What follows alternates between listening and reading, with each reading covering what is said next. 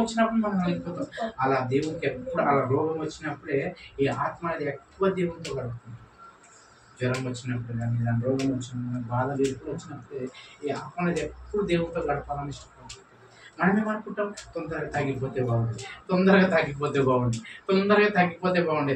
తగ్గడానికి మనం ప్రార్థన చేస్తాం, కానీ ఎందు విషయంలో వచ్చింది దేవా ఎవరైనా ప్రార్థన చేస్తాం, ఇది నాకు ఈ వ్యాధి ఎందుకు వచ్చింది దేవా, అసలు ఎందుకు వచ్చింది, నీకు తెలవకుండా ఎలా వచ్చింది అని మనం ప్రార్థన చేస్తాం.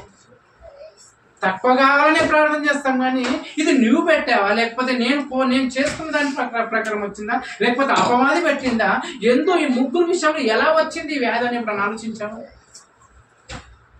దేవుడు పెట్టాడు, కానీ మనం తెచ్చుకొని చేస్తాం తెలుసా, దేవుడికి తగ్గించమని అంటాం. అర్థమైందా? ఎక్కడైనా నొప్పుకుంటూ పోగొట్టుకుంటే అక్కడనే వెతుకుతుంది. అర్థమైందా? మనం ఎక్కడైతే రోగాన్ని తెచ్చుకున్నామో అక్కడ పెట్టి నువ్వు ఆలోచించు, అక్కడ నీకు పాపం కనిపిస్తుంది. అర్థమైందా? మనకు రోగం వచ్చిందంటే అక్కడ నువ్వు ఆలోచించు అక్కడ నీకు పాపం కనిపిస్తుంది. అప్పుడు నువ్వేం చేయాలి తెలుసా, ఆ పాపాన్ని. రోగం వచ్చిందంటే ఎందుకు వచ్చింది, తక్కువ చేయొద్దు. రోగానికి తగ్గ ఏం తప్పు చేసినా ఆ తప్పును ఒప్పుకుంటే ఆ రోగాన్ని దేవుడు ఇష్టమైతే తక్కువ చేస్తాం, లేకపోతే